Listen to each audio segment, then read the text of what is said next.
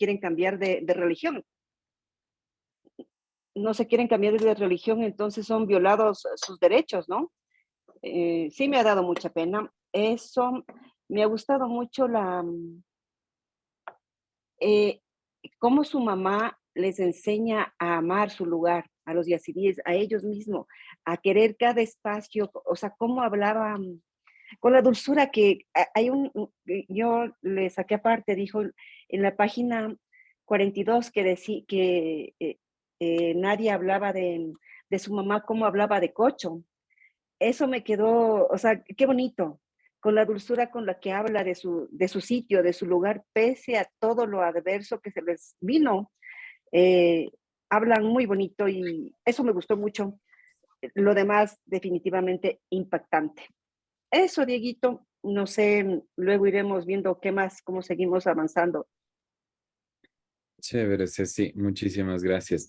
Sí, en verdad, bueno, a mí me gustó cómo inició el libro, ¿no?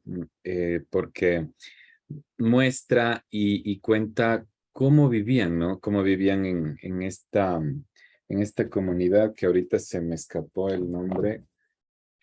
Si me soplas, Ceci, ¿cómo era? Ocho. Cocho, Cocho, ajá. Cocho, La Cocho. aldea, exacto, esta aldea, la aldea Cocho. Entonces, me gustó cómo iba contando las cosas, ¿no? Y por qué, eh, lastimosamente, por sus creencias, por su fe y todo, pues eran mal vistos y perseguidos no solo por el Estado Islámico, ¿no? Que ya, bueno, ya vamos a desarrollar esa parte, sino por cualquiera que pensaba diferente. Eh, Se ve mucho como una persecución de las minorías, ¿no? Porque muchos los consideraban que estaban adorando a Satanás. Recuerdan, ¿no? Yo le anoté esta parte de su fe, ¿no? Decía que los yazidíes creen que Dios creó a 7 divinidades, ángeles, ¿no es cierto? Y que él envió a uno de sus ángeles a Malek Taus en una forma de pavo y pintó el mundo con los colores de sus plumas.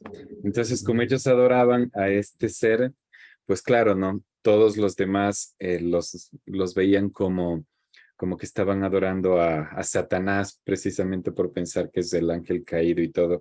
Y eso provoca una persecución y lastimosamente pues llega a sus vidas un grupo extremista pues que provoca mucho dolor en sus vidas y sobre todo en la vida de Nadia Murad, ¿no? Y de su familia. Entonces, ¿quién más quisiera aportar con esto? ¿Qué sentimientos le causó el libro o qué historias le impactaron tanto y que despertaron muchas cosas en sus corazones, en sus mentes? Pedrito. Em, Gracias. A ver, quizás yo le quiero ver desde la parte de la escritura, desde la parte de la novela como tal, de un autor que escribe una novela. En realidad, no me gustó. No es, no es una novela, es una historia contada por una persona de una situación que vivió, que sufrió mucho, que pasó allá, pero en cuestión de literatura, de novela como tal, no la veo yo tan bien lograda, tan bien organizada, tan bien hecha. Puede ser que esté muy de un lado muy difícil, ¿no? Pero no me atrajo. Eh, Me parece también vi algunas cosas que puede ser que sea verdad, pero también las veo sumamente fantasiosas. No, eh, no me hizo sentir que se vivía una realidad, una cosa. Hay escritores que cuando te ponen algún tema duro y difícil, te hacen sentir de una manera que tú realmente te doblegas, te sientes mal. Pues aquí no es que no me sentí mal, me sentí pésimo al leer muchas partes del libro, pero no es algo como que realmente lo sienta como que suceda o algo. Parece que hay muchas partes que hay algunas invenciones. Y no sé si luego, como tú decías, Diego, el momento en que veamos la parte de la cuestión islámica y todo eso, o de la religión, podamos ir topando este tipo de temas que a mí me dejaron un poco en el aire, ¿no? Gracias. Chévere, Pedrito. Muchísimas gracias. Sí, ya vamos a analizar esa parte. Isabel, bienvenida. Bien, voy a aludir algo a lo que dijo Pedro. Bueno, primero, buenas noches. Qué lindo estar en una nueva reunión de análisis, que es como cerrar el libro, como cerrar el mes decentemente para mí, porque cuando no asisto a esto me quedo en el aire. Entonces, voy a diferir un poquito con Pedro, porque al inicio del libro se decía muy bien que es una autobiografía, no es una novela. La novela de por sí tiene mucha fantasía, está organizada de otra manera. En verdad no puede ser lo mejor escrita porque es un libro de denuncia.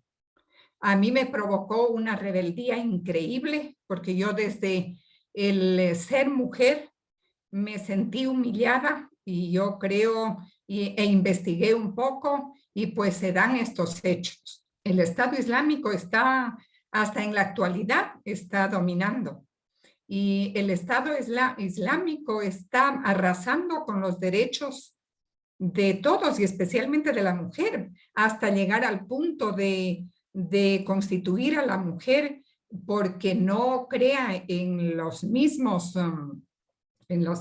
temas que ellos creen, en convertirla en esclava sexual. Y además que ellos interpretan, bueno, ya se va a analizar luego, pero ellos interpretan el Corán a su manera y les permite esa esclavitud. Entonces, vamos primero, por lo primero, como decías, Diego, los sentimientos. Yo me sentí, pero con un sentimiento de rebeldía. No puede estar pasando esto, no puede seguir pasando esto.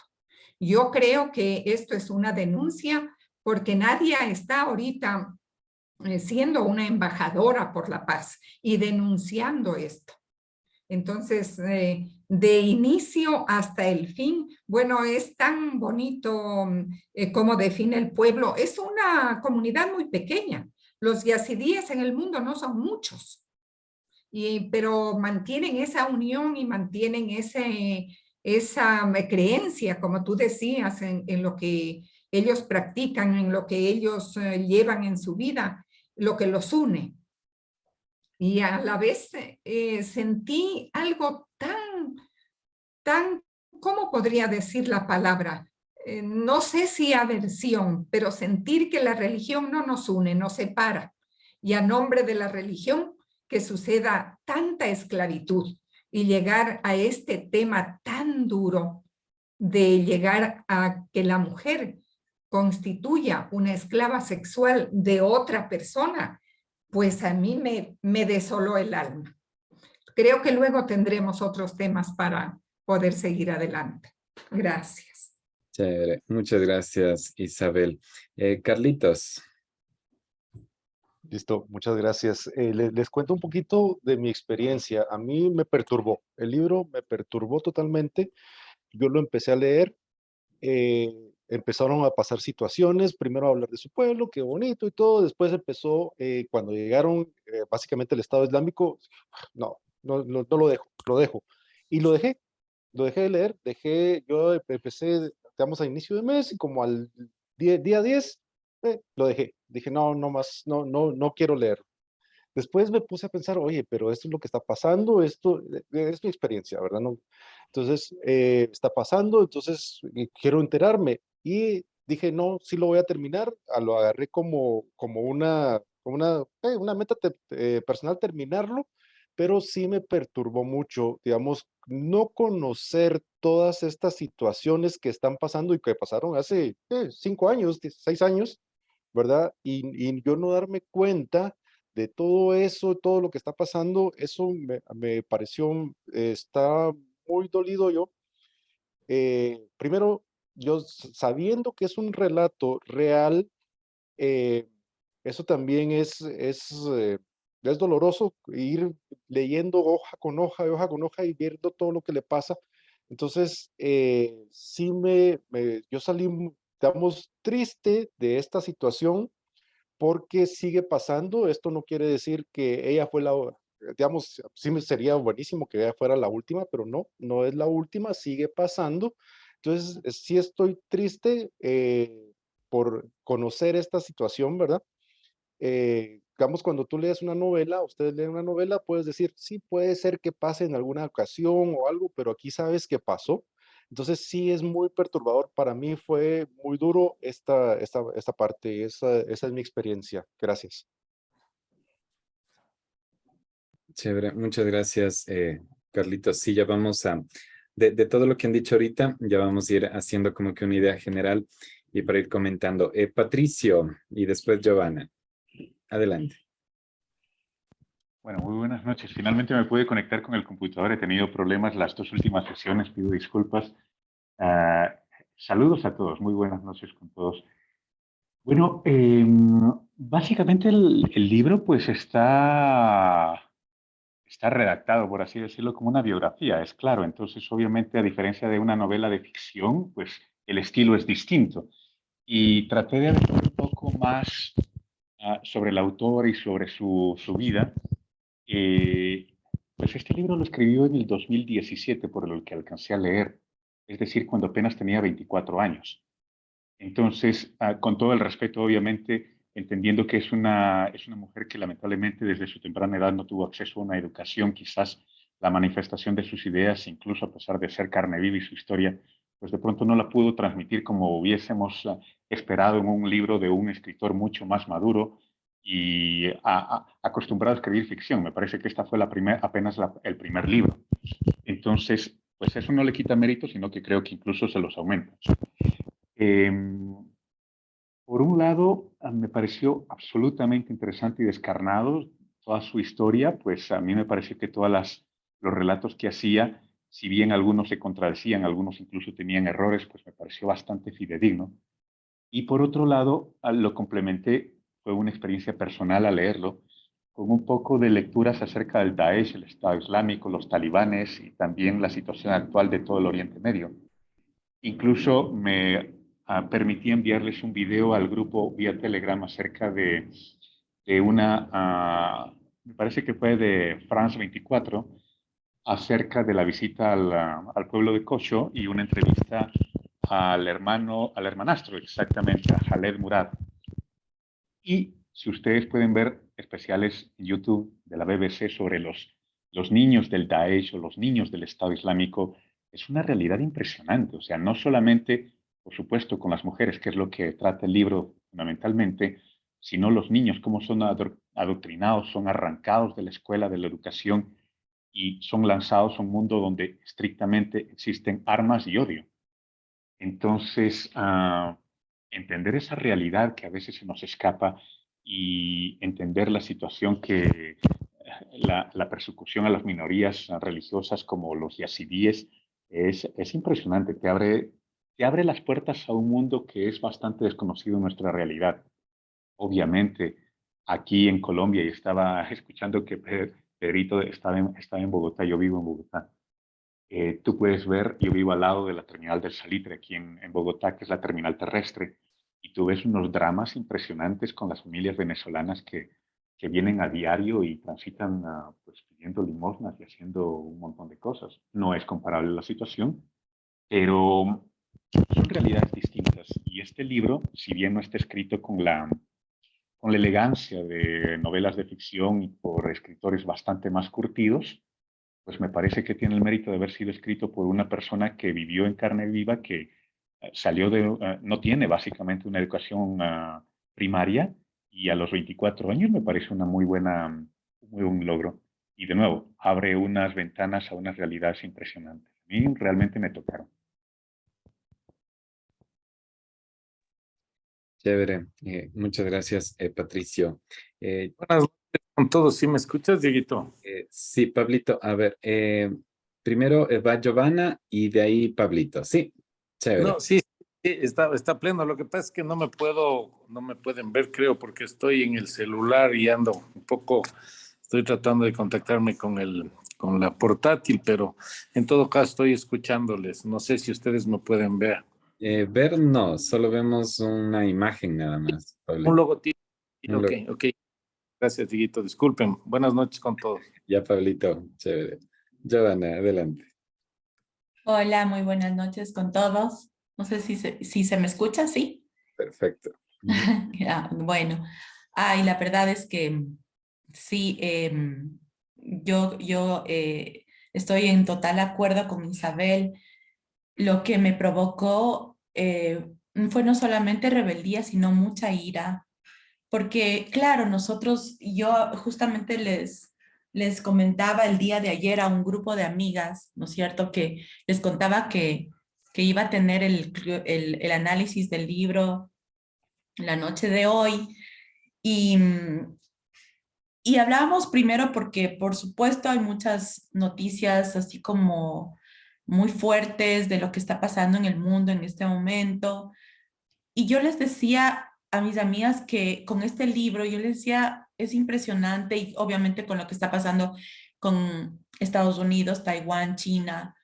Y yo les decía, nosotros no tenemos idea y seguramente por eso es que nos cuesta tanto como sentir una realidad tan lejana, ¿no es cierto?, a la nuestra, como es una guerra, así nomás, una guerra. Y este tipo de situaciones en donde son totalmente extremas, ¿sí? Porque, claro, a mí me entró desesperación, ira. Por supuesto, yo no voy a comparar en este momento, sino solamente voy a responder a la pregunta de Diego. No voy a comparar la literatura de Cometas en el Cielo, a hacer la comparación del autor, ¿verdad? Con Nadia, ¿no es cierto? Con Nadia Murad, que claro, es justamente lo que decía Isabel, es una autobiografía y una denuncia, ¿no es cierto? Entonces, perdón. Claro, o sea, el sentimiento que yo tengo, primero, por supuesto, no sé por qué, a mí me pareció muy bien contada su historia. Es más o menos como que yo llego a un lugar y les digo, les voy a contar mi historia. No sé si lo podré hacer de una forma, perdón. Ay, sí, perdón. A ver, no sé si lo podré hacer de una forma elegante, ni de una manera así como los grandes autores, ¿no es cierto? Es una historia impactante, es una historia tan fuerte porque vemos justamente que cómo el Estado Islámico, ¿no es cierto? Todo lo que hizo el Estado Islámico con una minoría, un pueblo, eh, eh, con un pueblo que solo vivía. O sea, si se dan cuenta, si nos vamos a la parte de haciendo un análisis así como profundo, o sea, no hacían daño a nadie. O sea, sí, eran mal vistos, ya de por sí los tenían recluidos en Cocho, en un pueblito, me parece que muy cercano a Siria, no sé, o muy lejano a Siria, ya no sé. No estoy bien en el mapa geográficamente, pero la verdad es que es muy impactante porque yo los vi tan débiles, ¿no es cierto? En el momento que ella cuenta de Cocho, es fascinante. Es fascinante ver lo que era este pueblito seguramente tan pobre, tan mísero, ¿no es cierto? En donde se tenían que subir a las terrazas por el calor tan fuerte que hace allá, ¿no es cierto? Y del calor no podían ni siquiera convivir en los espacios internos de las casas y no tenían que subir. Imagínense en parejas recién casadas. Inclusive hay una parte donde Nadia dice, ¿no es cierto?, para inclusive dejarles a las parejas ¿no es cierto? Su intimidad, ¿verdad? A los recién casados. Pues obviamente era como que, no sé si había una división, pero ella habla de esta parte, ¿no es cierto? Que un poco ellos como que se alejaban un poco para dejarles tranquilos, estaban en las terrazas, ¿no es cierto? Se oía cómo oraban. A mí sí me gustó, les voy a ser sinceras, me gustó el relato, cómo ella relata, y no se diga la parte más fuerte en donde obviamente me entró toda la ira del mundo. O sea, yo decía, no puedo creer que esto pase, no puedo creer que esto haya pasado en el 2014. O sea, yo inclusive hacía una relación, ¿qué hacía yo en el 2014? Y les juro que se me iban o sea, sí me iban las lágrimas porque, ¿qué hacía yo en el 2014? Seguramente estaba, qué sé yo, bailando, caminando por la calle libre, ¿no es cierto? Y de pronto ver esta tristeza profunda de la cual nos habla tan bien, o sea, Nadia lo hace con un detalle importante, ¿no es cierto? Y hasta ahí quedo porque a mí mismo ladra mi perrita, entonces sí, ya nos vamos a seguir escuchando, así que gracias, hasta ahí llego. Chévere, muchas gracias, Jovi. Este, Pablito, ¿tú querías comentar algo?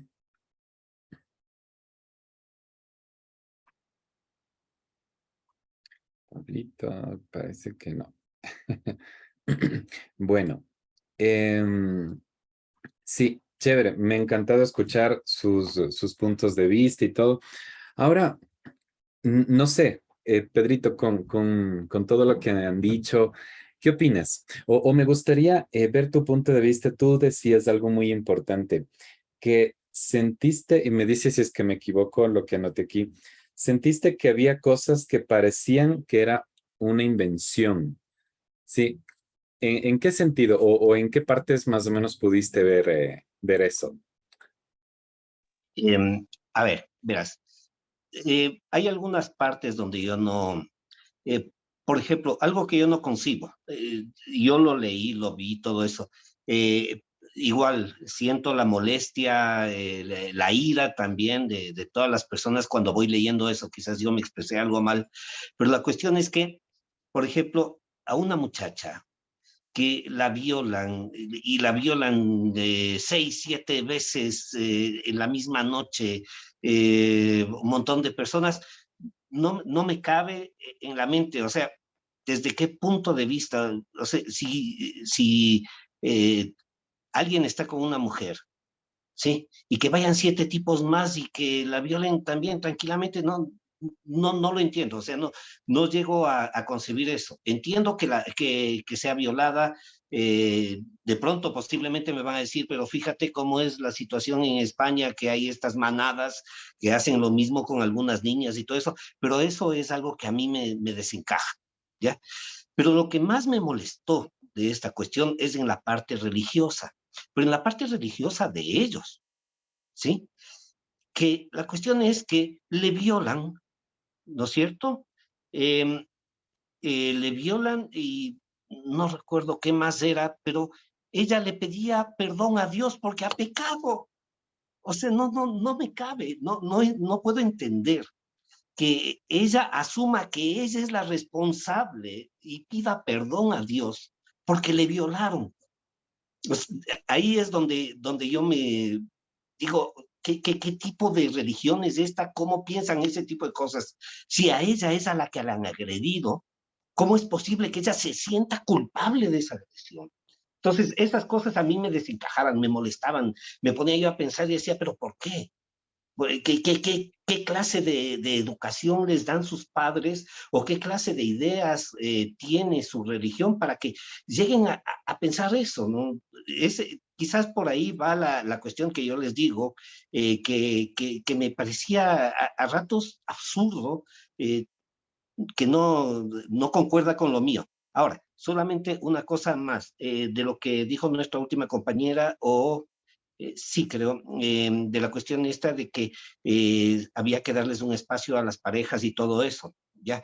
Y como dijo nuestro compañero que está también acá en Bogotá, que vive aquí en Bogotá, las personas en el Guasmo la gente nuestra, nuestros indígenas, viven en chozas que no tienen separaciones absolutas, ¿no? Y tienen que vivir todos juntos y tienen que hacer exactamente lo mismo a veces. Entonces, ese tipo de cuestiones para las relaciones personales y todo eso, si nos ponemos a pensar, posiblemente se estaría dando en todo el mundo. Solamente como un punto nada más. Gracias, Dieguito. Chévere, Pedrito. Sí, Sí, sí. Pablito, sí, Dieguito, ¿puedo claro. disculpa. Adelante, adelante.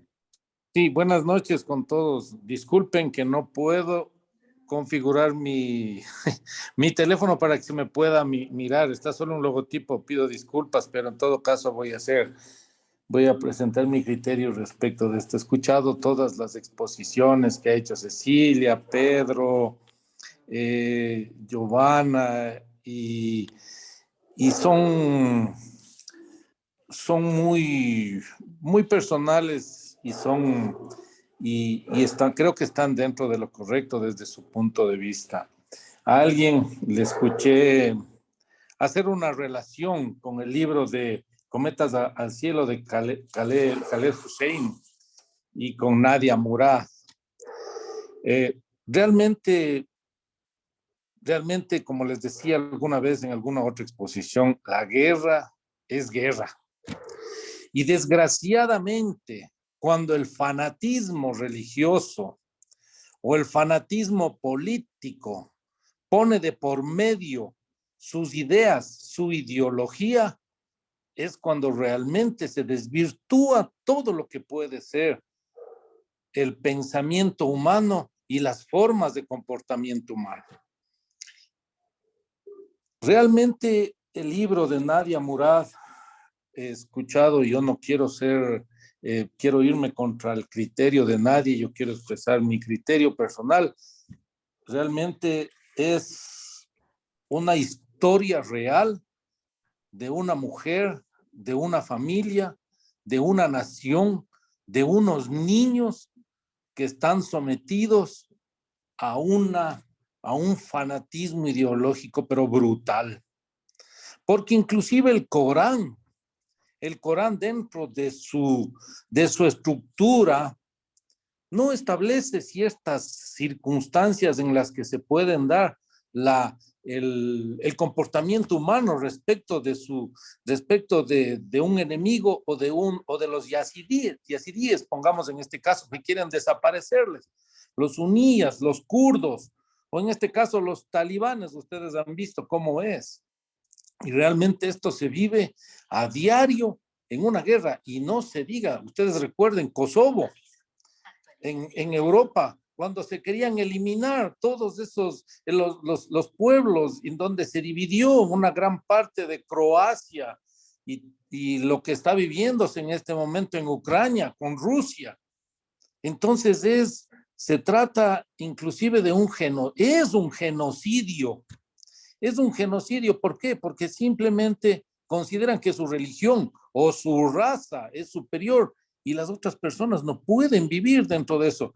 Y se dio lo que se dio realmente con Nadia Murad, que es prácticamente una sobreviviente de un Estado islámico, del Daesh y de todo lo que se dio ahí, de lo que se está dando en este momento, a pesar de que la Organización de las Naciones Unidas y todos los círculos que son burocráticos hasta cierto punto dejan que pase hasta cierto punto, y Nadia Murad ha ido y se alió con una gran abogada y con un grupo de yazidíes que están en el extranjero que pudieron sobrevivir y han formado una organización, una ONG, que está peleando y combatiendo por salvar la vida de todas esas personas.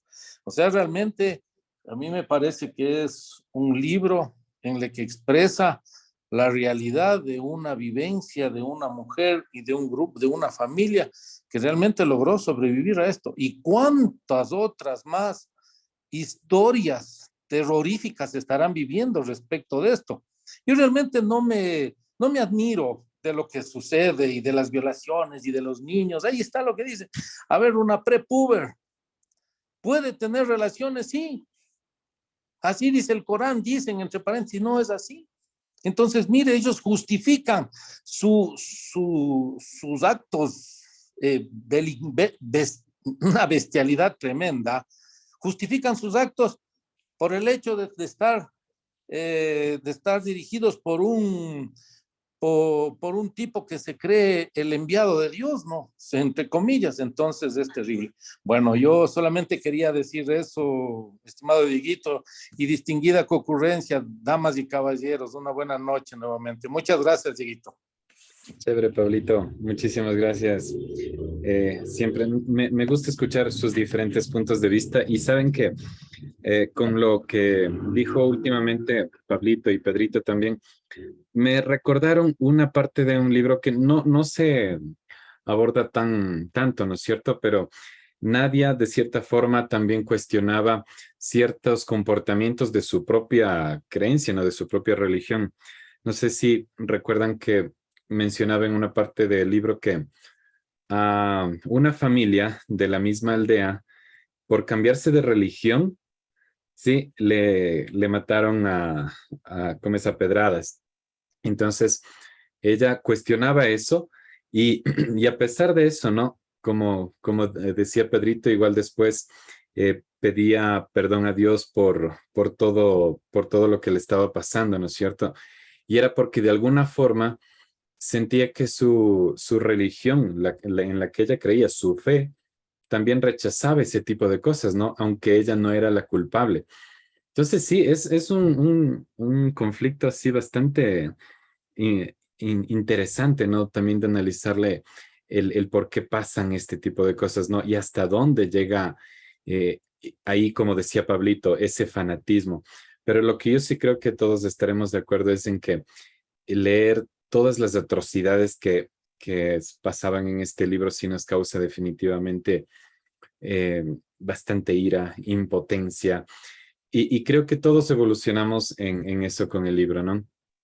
Empezamos admirándonos, conociendo lo interesante de cómo nos describe su fe, después con mucha indignación y después, de alguna forma, también sentimos un poco de alivio ya cuando ella logró escapar y todo de sus captores. Y bueno, pues ya seguiremos analizando todo eso. Luisito, tal vez tú tienes algo por comentarnos. Buenas noches con todos. En verdad, leer a Nadia es impactante. Y quería también mencionar algo que es, no solamente el texto, afortunadamente en la edición, de alguna manera, el tema de incluir las fotografías es muy importante. Porque todo podría quedar, por decirlo de alguna manera, en palabras, ¿no? O sea, si en verdad cuando hay estas atrocidades que sobrepasan todo y las personas quedan reducidas solamente a cifras, por ejemplo, ¿no? Ya en los textos que abordan estas temáticas y se habla de las historias, bueno, pero la fotografía, las imágenes para mí son fundamentales porque puedes ver los rostros de las personas, puedes ver las imágenes de esas fotografías, ver a los ojos de esas personas. Entonces, eso combinado con la historia, llega más. El tema de la identificación, por ejemplo, con las personas, el tema de ver que a esa persona, a esas mujeres, pasaron cosas horrorosas, a los varones que salen ahí, los hermanos, los hermanastros, sabemos que fueron asesinados, ¿no?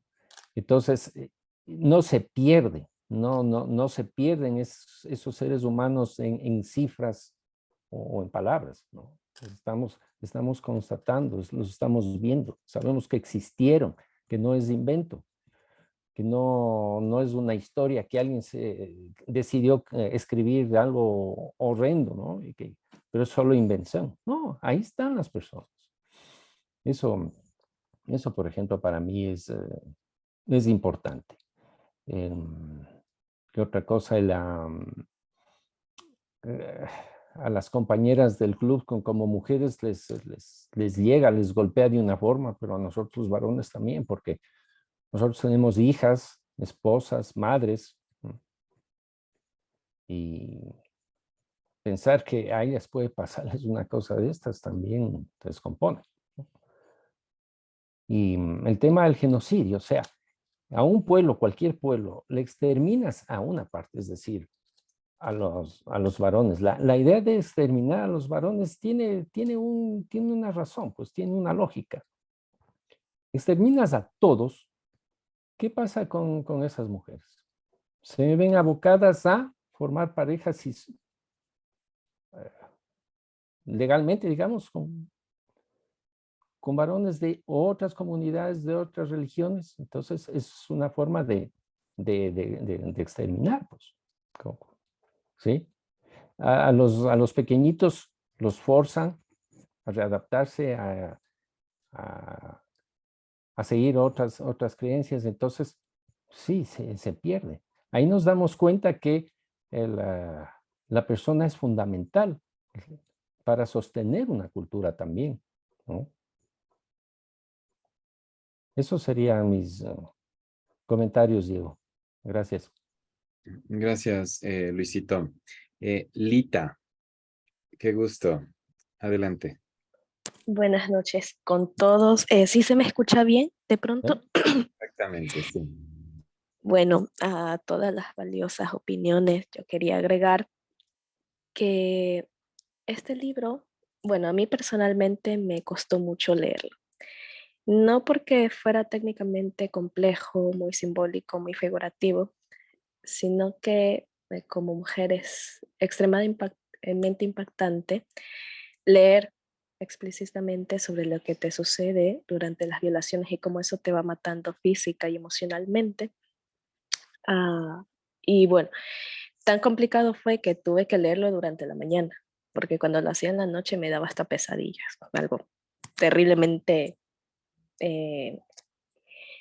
para mí. El asunto es que me puse a investigar un poco más sobre Nadia y vi que en contexto el libro, a más de ser una denuncia sobre las violaciones sistemáticas y sobre el etnicidio que se produce en Irak a las minorías, porque también hay una lucha con los kurdos. Entonces ellos, además de tener un etnicidio, también son víctimas de una estructura geopolítica, porque no están luchando un poco entre dónde tirarlos, a quienes hacer los partidarios y tomar un poco más de poder. Este libro también es un llamado a que actuemos. Yo leí que en el año 2018 ella ganó el premio Nobel en conjunto con un ginecólogo. Este señor era de un país de África, ahorita no lo puedo recordar. Pero este ginecólogo también trataba a mujeres de violaciones sistemáticas como arma de guerra. Entonces, precisamente se les dio a ambos este premio en mención de que lo que están tratando de hacer es elevar a crimen de guerra lo que son las violaciones a mujeres, es decir, que es utilizado como un arma de guerra y que esto también sea condenado en el marco, así como pasó en el genocidio de judíos en la Segunda Guerra Mundial. Luego me puse también a investigar sobre la iniciativa que tiene Nadia. Hay una página web muy interesante donde se pueden leer también testimonios de otras chicas sobrevivientes y de qué proyectos están haciendo los yazidíes por su tierra, entre ellos que son proyectos de higiene, de saneamiento, de cómo intentan levantar las aldeas porque aún hoy están devastadas, de cómo quieren mejorar las condiciones del campamento de refugiados, bueno, entre otras cosas, además de apoyo psicológico y educación. Entonces, más allá, yo creo que lo impactante que resulta ser toda la lectura es no solo para pensar en que todas las mujeres son una de las principales víctimas en las guerras, sino que también alcemos las voces y por fin se reconozca como un crimen, es decir, otorgarle un poco más el derecho que merecemos las mujeres. Eso quería comentar. Perfecto, Lita. Chévere. Muy, muy bueno tu comentario. De verdad que sí, justo Ceci ya va a hacer una preguntita sobre eso, que lo que se necesita es actuar. Sí, definitivamente. Antes de pasar con Ceci, Verónica, adelante. Hola a todo el mundo, ¿cómo están?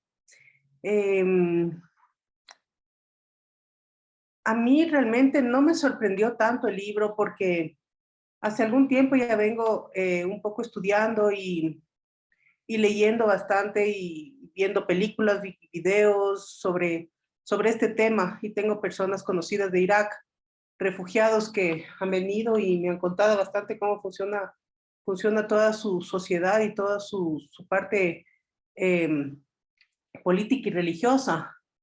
Pero leyéndole a ella, lo que sí me vino, o sea, primero me llamó bastante la atención en cómo a pesar de que viven en tal extrema pobreza, con tantas necesidades, se arraigan tanto a su pueblo, se aman tanto lo que tienen, que inclusive al final cuando le dice, cuando ellas tienen la posibilidad de salir a Alemania, una de la hermana les dice, no, yo me quedo aquí, pase lo que pase, me quedo aquí. Eso me llamó bastantísimo la atención, cómo ellos aman su patria, cómo a pesar de todo lo que pasa ahí adentro, porque lo que leímos realmente creo que es una milésima parte de lo que realmente pasa. Por otro lado, el religionismo que tiene la gente a veces lleva a eso, no solamente en el pueblo islámico, en el musulmán, pero yo pienso que en todas las religiones nos ha pasado con las cruzadas a los católicos, los cristianos son perseguidos, es algo de tener cuidado en este mundo, pienso yo. Y otra cosa que también me llamó la atención es ver cuando ella ya comienza a ser una esclava, el ver cómo las mujeres no se solidarizaban, porque claro, uno lee y lo primero que a uno le da es iras, y cómo es posible que estos sinvergüenzas hagan lo que hacen con ella, con una mujer. Las otras señoras, que eran las esposas, las madres, y las personas, como ella decía, hay un montón de gente en la calle y no hace absolutamente nada. Eso me molestó bastante, pero si nos ponemos a pensar es así en todo lado, ¿no? Hay veces que al lado de uno el vecino le está zarandeando a la esposa o a la novia o lo que sea y uno no hace nada muchas veces. Pero fue una lectura interesante, mucho detalle para mi manera de pensar, pero después llega un punto en que el libro se hace como que quiero leer, quiero saber qué pasó, a qué hora ya quería terminar porque quería saber qué pasó. Eso es lo que les quería decir. Chévere. Gracias por tu comentario y tu aporte, Brito. Mi Ceci, adelante. Aquí voy yo. Volviendo a las palabras de Brito que decía que en todo lugar pasa exactamente lo mismo, ¿no? Que en distintas circunstancias, aún aquí, obviamente diferentes a lo que pasa allá, se recurre a las autoridades y no tenemos ninguna respuesta favorable, o sea, nada. Simplemente son oídos que escuchan, pero que no acuden en nuestra ayuda y tampoco nos dan soluciones. Sin embargo, no sé qué creen ustedes que los gobiernos y las organizaciones internacionales deberían hacer para que estos actos desaparezcan. No sé, ¿qué opinan ustedes? ¿Qué creen que sería lo justo? ¿O qué se puede hacer? ¿A qué conclusiones llegamos luego de lo que hemos leído y lo que nos hemos enterado? Porque no solo fue la lectura del libro, ¿no? Sino que el libro nos llegó, yo creo que a muchos a investigar, a seguir incluso cuentas nuevas que ayer, ahí había alguna cuenta que conmemoraba los 7 años y había un poco de tweets en inglés, obviamente con su traducción, pero, o sea, el libro fue una motivación para leer y enterarnos de que eso sigue pasando. Entonces, ¿qué creen ustedes que se pueda hacer, que puedan hacer los organismos internacionales?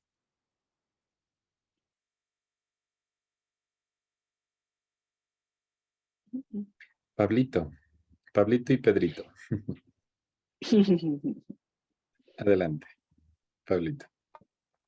A ver, mis estimados amigos, amigas y amigos, realmente el tema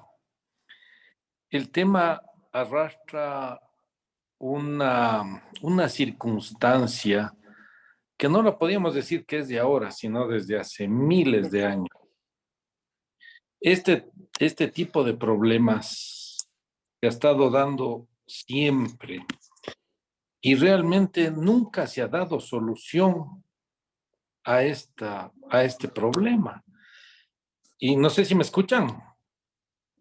¿Sí me escuchan? Sí. Yo quería hacerle a Pedro, a Luis, que viven en Colombia, recordarles lo que ha pasado con los 60 años de problemas que han tenido internos. 60 años de una guerra interna en donde se ha dado horrores y barbaridades con comunidades, con mujeres, con niños, en donde ha habido, y ahora no quiero meter en la política porque es muy delicado, pero ahora tienen un presidente, van a tener un presidente que ha sido parte de. Entonces, una solución a todo esto, miren, los talibanes ahí en Irak están en el gobierno y supuestamente, entre paréntesis, están tratando de mejorar las condiciones de vida, están tratando de hacerse de la benevolencia internacional, están llevando sus embajadores, ahora sí están tomando otro tipo de lineamientos estratégicos, geopolíticos, que les permitan a ese gobierno que tenga el reconocimiento mundial. Ninguno de estos gobiernos, ninguno de estos grupos que han llegado al poder por el poder, y por el poder se han desarrollado masacres. Ahí tenemos narcogobierno cubano, narcogobierno venezolano, y no ha pasado nada. Las famosas ONGs, la Corte de la Haya, la Corte Penal Internacional, a duras penas, después de la Segunda Guerra Mundial, a los nazis les pudieron llevar a la palestra. A Saddam Hussein allá en Irak igualmente no fue la Corte Penal Internacional, sino que le encontró el mismo pueblo y los detractores del mismo y le ahorcaron en la plaza pública. Entonces, es una pregunta bien difícil la que hace Ceci. Es una pregunta bien difícil en la que está enmarcado un problema en el que tal vez ni a unos ni a otros les conviene que se solucione. Porque los unos les venden armas y los otros reciben el Estado Islámico. Irak está convirtiéndose prácticamente en un productor de la cocaína, de la droga y tantas circunstancias. Lo que ha sucedido con países en donde está este tipo de gobiernos que realmente han llegado a formar narcoestados, que es la única manera de mantener un estado en el que no tiene el reconocimiento internacional, no tiene que le den préstamos del Fondo Monetario Internacional, de las grandes instituciones o de los estados que pueden proporcionarles dinero para ¿qué? Para que saquen adelante a sus pueblos. Entonces, como no lo tienen, tienen que hacerlo por la izquierda. Y muchas de las veces en nuestro país sucedió un problema recién hace un tiempo, que querían derrocarle al gobierno. Y estos grupos eran financiados con dineros no tan lícitos. No es así, no se puede. No tiene. Entonces, inclusive, yo podría decir que hasta las famosas ONGs, entre comillas, que están para solucionar disque los problemas sociales en un país, meten las narices y es para fomentar y apoyar cierto tipo de lineamientos políticos que a ellos les conviene para continuar con ese estado de poder y financiar. Entonces, es muy difícil. Yo no sé, miren, recién estuvo la secretaria de Estado de Estados Unidos en Taiwán y ya casi se arma un problema terrible China-Estados Unidos, porque fue a darles la benevolencia a Taiwán y a decir. Entonces, es un problema, como les digo, que no sé si cabe, ¿no? Dentro de mi criterio personal, a veces no les conviene ni a unos ni a otros. Ese sería mi pensamiento. Muchas gracias. Gracias, Pablito, por tu comentario. Ceci, está Pedrito y después Patricio. Sí, eso le iba a decir, Pedrito, lo escuchamos. Gracias.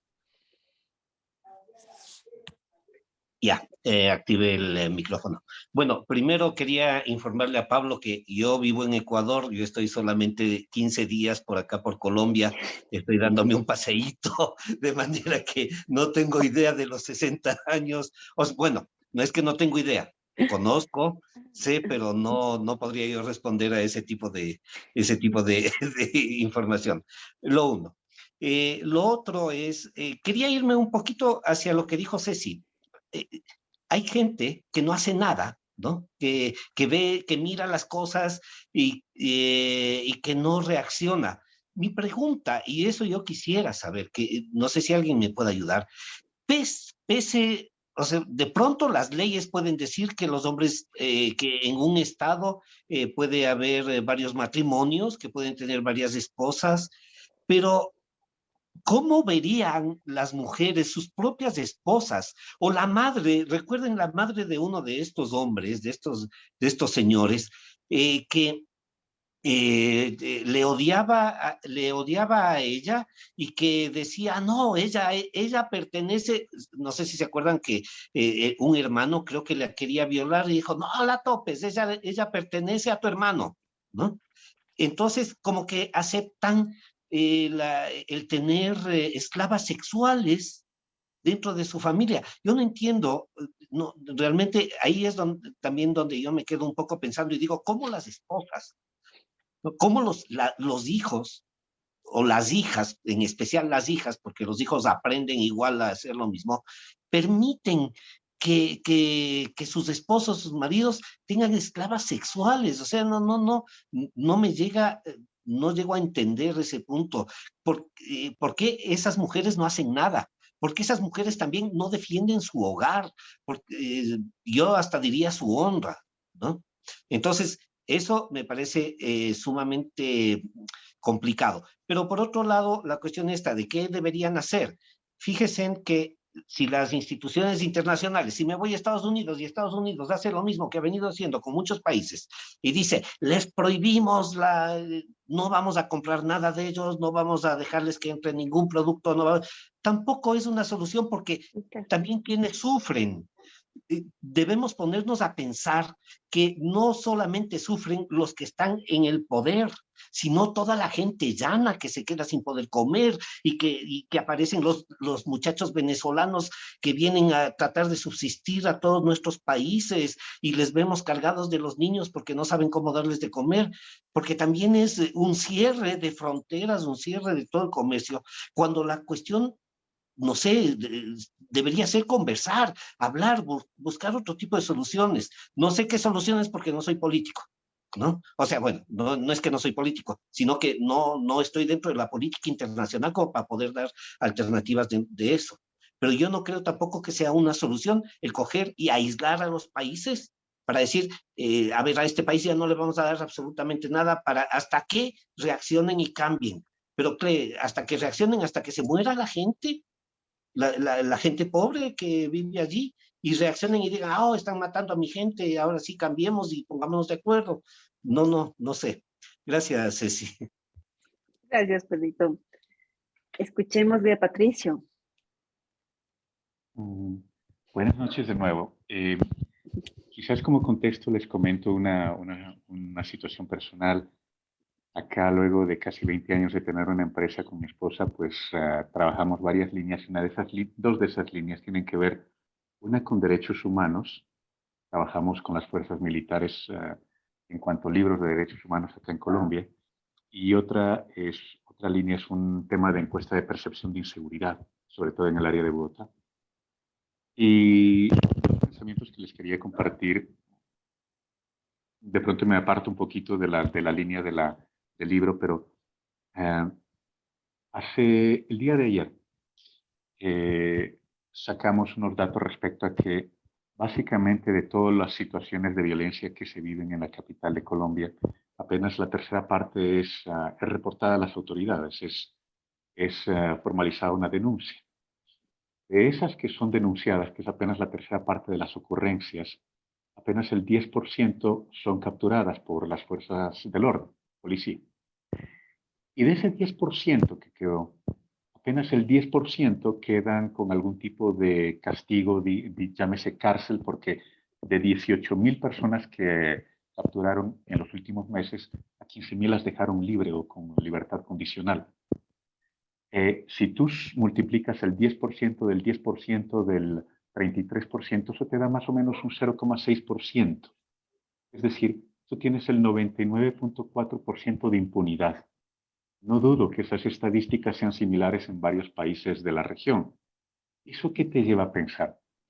Que básicamente la impunidad y la violencia, pues, ¿qué es distinto ese tipo de estadísticas frente a no contar con una institucionalidad? ¿Qué es diferente esas estadísticas a vivir la ley de la selva?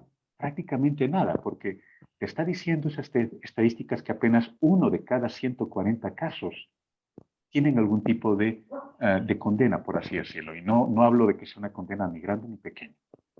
Si eso sucede dentro del país, con algún nivel de institucionalidad, ¿qué se puede esperar de un país que, como en el caso de Irán, Irak, Siria, etcétera, la violencia es la que tiene el comando de ese país? Ahora, si eso lo pones en perspectivas, ya atendiendo la pregunta puntual de Ceci, ¿qué puede suceder con una organización internacional que está mirando los toros desde detrás de la reja? Realmente toda la historia de Nadia no podría haber tenido absolutamente ningún desenlace si no hubiese escapado de su país, si no hubiese por aras del destino encontrado una institución que le escuchó y que le haya llevado a instancias internacionales para exponer su caso. Caso contrario, eso habría sido una de las cientos de miles de historias anónimas, que así como en Irak, Irán, Siria, aquí también en nuestros países pasan absolutamente anónimas. Las FARC, el ELN, los paramilitares en el caso de Colombia, utilizaban igualmente a las armas y a la violencia de género como una arma de guerra. Igual sucede en otras instancias con los venezolanos que vemos aquí, que venden a las chicas que venden sus cuerpos para ganarse un trozo de pan. Entonces, para responder a la pregunta de Ceci, si la institucionalidad interna del país tiene unos índices tan deplorables de impunidad, si el Estado criminal se toma las instancias de poder más altas del país, ¿qué pueden hacer aún menos las instancias internacionales para intervenir en ello? Simplemente unos pensamientos. Mil gracias.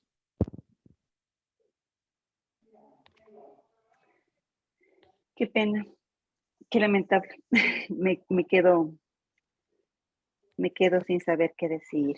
No sé si alguien más quiere opinar al respecto, tiene algo que decir. Giovanna, Ceci. Ya, Giovanna, te escuchamos. Y Ceci, sí, solamente justamente lo que tú dices, que es muy, muy triste ver que en el planeta Tierra no hay absolutamente nada que se pueda hacer. Y no vayamos tan lejos en las noticias, puedo decir en la última guerra, en la de Ucrania, en donde se está matando gente, en donde violan, se ha escuchado noticias, ¿no es cierto?, de rusos violando a ucranianas, ¿no es cierto? ¿Qué se hace? Es la pregunta, ¿verdad? Y definitivamente desde las aulas de la universidad, cuando yo seguía derecho, en donde definitivamente siempre pensamos, siempre hicimos el análisis, llegamos a la conclusión que penosamente las Naciones Unidas, ¿no es cierto?, la OEA, en fin, todos estos organismos internacionales realizan solamente, son como llegan a conclusiones, o sea, a situaciones declarativas tan solo, porque realmente no existe nada que se haya podido ver, que haya revertido una situación violenta, ¿no es cierto?, en algo en donde justamente son procuradores de la paz mundial, ¿verdad? Seguramente en las declaraciones, qué es la ONU, qué es la OEA, qué es, en fin. Y ahí vemos que no sirven absolutamente para nada, sino solamente para dar declaraciones. Condenamos. ¿Qué hacemos con eso? Sí, o sea, es penoso, es muy triste, pero yo a Pedro quería justo tomar la palabra porque te juro, Pedro, o sea, no es por nada, pero, o sea, me encantaría en algún momento que nos podamos tomar todos un café y vernos cara a cara y hablar de esto, porque te juro que sí me duele que, o sea, no sé, o sea, para nosotros, los occidentales, es difícil tratar de ver como real algo que para nosotros es tan lejano. No se nos, no, ni siquiera lo podemos como visualizar. Y de verdad que, o sea, de verdad que me da, o sea, me encantaría conversar contigo y decirte y que yo también soy totalmente ajena a este mundo, ¿verdad? Es como vivimos en mundos paralelos, pero esto es real. Yo le oía a Nadia en es en el commencement de la Universidad de Chapman, en la Universidad de Chapman queda en Los Ángeles, en California. Y yo le oía y ver a toda una universidad, y te digo esto solamente porque tengo muchas cosas que decirte, pero para que no se alargue tanto lo que voy a decir, pero tú, o sea, sentí como que tú minimizaste su inteligencia, minimizaste lo que ella está haciendo, ella está hablando, ella está poniendo una voz, ella está alzando, y ella que puede, porque como dijo el anterior participante, ¿no es cierto? Ella, gracias a Dios, tuvo una voz, porque pudo salir, ¿no es cierto?, de este encarcelamiento donde vivía con todos, y por supuesto que se puede dar, Pedro, esto de las violaciones constantes. Yo no sé si tú has escuchado, y lo que voy a decir, a lo mejor se queden perplejos. Yo lo he escuchado, yo lo escuché, porque yo pertenezco a una familia de militares, ¿ya? Mi papá, o sea, era militar general, ¿ya? Y no lo escuché a él por si acaso, sino que como, claro, pertenezco a una familia en donde casi todos los primos, casi todos los tíos han sido militares. Yo he escuchado, no sé si ustedes han escuchado las P4 aquí en el ejército ecuatoriano. Las P4 son muchachitas, bueno, no las conozco, no voy a poner ni diminutivos ni nada, son mujeres que se prostituyen, y entiendo que esto seguro que ya no se da. Esto yo te hablo en los años 80, en los 90 a lo mejor, no lo sé, en los 70 seguramente, en los 60, en donde estas mujeres van, ¿no es cierto?, para saciar. Es terrible. Para saciar, no sé, la cuestión del hombre en el oriente ecuatoriano. O sea, Y sabes una cosa, Pedro, y no quiero ser muy gráfica, pero conmigo cuando me contaban, fueron muy gráficos, más o menos en línea, ¿no? En línea. Hombres, no sé, seguramente no oficiales, tal vez de tropa, en línea. Mar, siga 1, salga 2, salga 3. Es horroroso. Y esto como, o sea, yo lo creo totalmente. Yo creo cada frase que Nadia escribió, ¿no es cierto? Escúchale en estos speech, en las Naciones Unidas. Es impactante su historia y es real, Pedro. Solo es. Gracias. Gracias, Giovanna. A ver, Pedrito. Ya, sí, nada más quiero aclararle a Giovanna. No es que yo le minimizo. A mí me molestó el libro, me siento pésimamente mal con esto, ¿sí? Lo que tú dices, podemos leerlo en Pantaleón y las visitadoras de Mario Vargas Llosa, que es el servicio justamente que organizó un militar en Perú para satisfacer las necesidades, entre comillas, de los militares allá en Perú. Te dan la historia completa. Pero no es que yo le minimizo a ella, o sea, yo a lo que fui es que si yo le veía desde una manera de literatura, o sea, como escritura de un escritor, y ya me aclararon que la chica tiene 24 años y realmente no, es absurdo que yo exija algo mucho más organizado, alguna cuestión.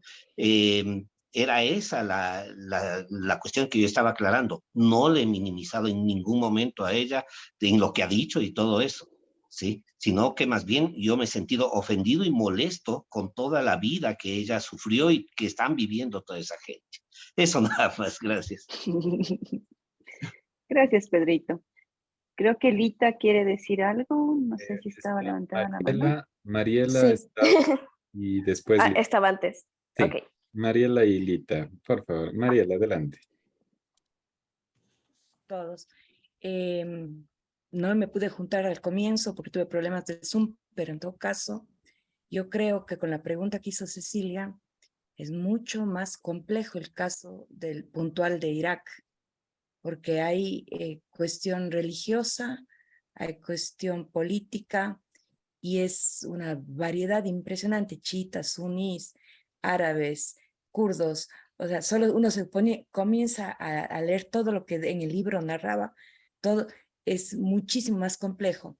Y una parte de la violencia terrible fue con las mujeres, pero también ella en algún lado habla de la cuestión del lavado de cerebro a los niños, que es una parte fuertísima, y que niños entran, yo no sé, al comienzo tal vez por un plato de comida o qué será, pero entran a este ejército islámico. Entonces, me parece que es un problema sumamente más difícil, porque no es solo político, es político, religioso, cultural incluso, porque no nos cabe en nuestra cabeza decir cómo una mujer en esta época, estamos hablando contemporánea, vive lo que vive. No es porque al rato que uno lee, creería que estaban hablando de años atrás, ¿no? Pero resulta que es algo sumamente contemporáneo, sumamente ahorita.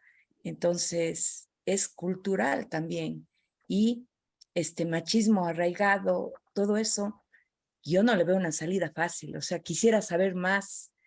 Da impotencia, da rabia, le entiendo a Pedro. O sea, uno se pone en los... y sí, es una cosa como angustiante.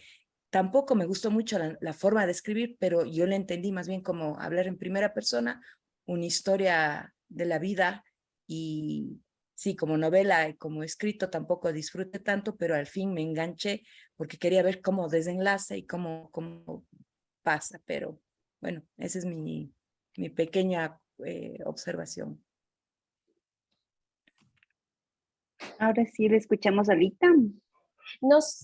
Sí, a lo que decía Giovanna sobre las P4, más o menos en el 80 y esto, solo un datito adicional.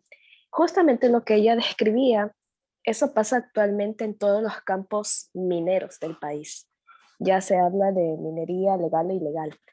También hay esta forma sistematizada de satisfacer los deseos de todos los mineros y en cada campamento existe un lugar de mujeres para este fin. Entonces, en el país sigue siendo un problema bastante actual, solo que no es muy visibilizado.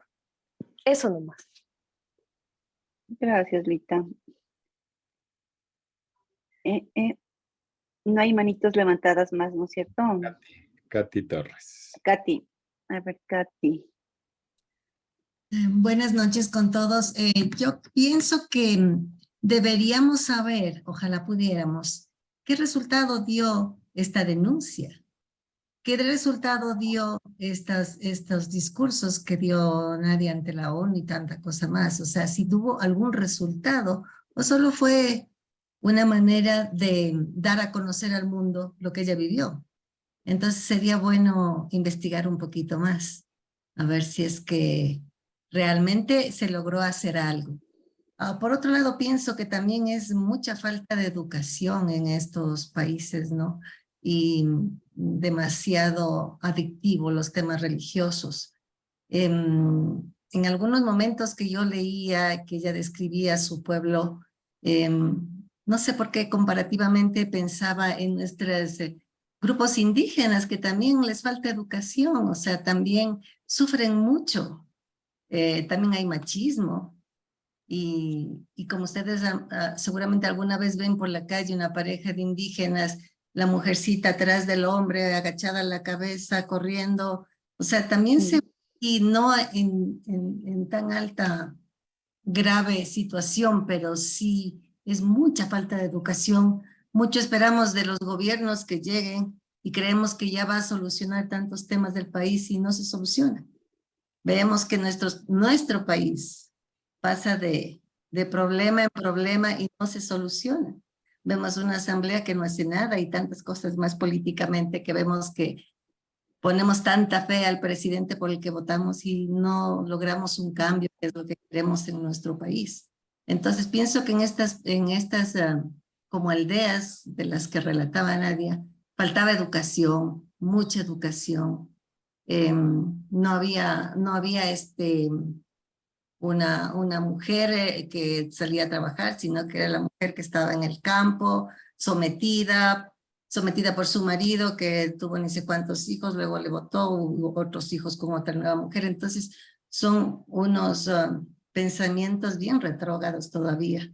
Ventajosamente, nosotros en nuestros países ya tenemos educación, pero sin embargo, también podemos ver esos problemas en pequeña cantidad, pero hay en todo nuestro Ecuador y me imagino que en otros también. Yo viví en Venezuela 15 años por trabajo de mi esposo y llegué hace 5.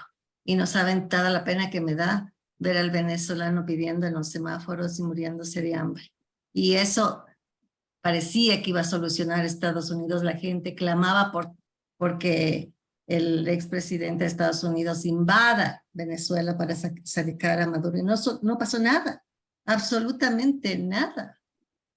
Siguen sufriendo, siguen sin luz, siguen sin comida. Es una vida, o sea, bueno, no me quería alargar mucho, pero realmente tengo amistades venezolanas que sufren mucho y han sido de clase media alta y no pueden bajar de un penthouse porque no hay luz en el ascensor. Entonces, desgraciadamente, nuestros países no salen adelante por los gobiernos que tenemos.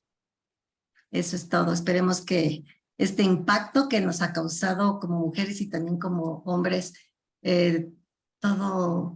todas estas violaciones continuas a mí me causaron indignación, angustia de ver que ella ya iba a salir y que tal vez le agarraban otra vez en este país. Y a la final, bueno, bajó el clima cuando ya logra llegar a donde su hermano y sí, realmente fue una novela impactante porque es una realidad. Buenas noches y me encantó verles. Gracias, Katy. Dieguito, creo que hay unos 2 mensajes, no sé si puedes leer. Sí, mi Ceci. Sí, bueno, como para concluir, voy a leer un mensaje que nos puso Janet Y a ver, dice, buenas noches. A mí me pareció un gran libro, una historia muy sentida y dolorosa. Me hizo pensar también en la realidad de nuestro país, en la importancia de aprender a conocer a las comunidades de los pueblos y nacionalidades, conocer su cultura, sus tradiciones, su realidad sin prejuicios ni ideas preconcebidas. De igual manera, la importancia de cuestionar y repensar las religiones, además de rechazar los fanatismos y los fundamentalismos. Todo cambio empieza por cada uno, desde el lugar en el que nos encontremos, y así se va replicando en los demás. Cómo vemos al otro, cómo tratamos al otro. Chévere, me quedo con esto como conclusión. Solo el otro mensajito, Ceci, era un enlace de Patricio Tamayo, que ya lo compartí en Telegram, entonces para que lo puedan ir a ver. Entonces, eso, mis queridos amigos. A ver, déjenme detener la grabación. Bueno, primero agradecerles, ¿no? Agradecerles por habernos acompañado en esta reunión. Siempre es grato escucharlos y sobre todo lo lindo de la lectura es que podemos tener diferentes puntos de vista sobre el libro que leemos, pero que siempre podemos dialogarlo de una manera amena y cortés. Voy a detener